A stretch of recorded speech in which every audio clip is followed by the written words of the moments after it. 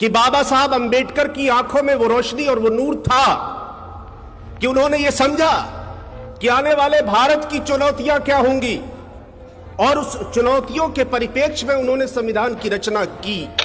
Take a decision in common and March in a cooperative way on that road which is bound to lead us to unity. तुम्हें कहता है गुजरा कौन, तुम जिंदों से बेहतर हो, तुम्हारी खूबियां जिंदा, तुम्हारी नेकियां बाकी।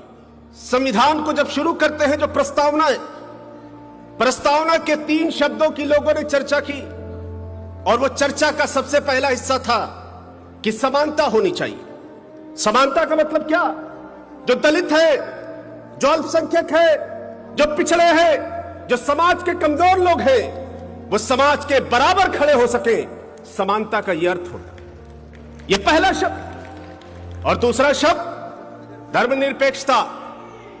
धर्म के आधार पर देश नहीं चला करते, और धर्म के आधार पर 1947 में आजादी मिली, पाकिस्तान बना, लेकिन 1971 में भाषा के नाम पर पाकिस्तान के 2 टुकड़े हो गए।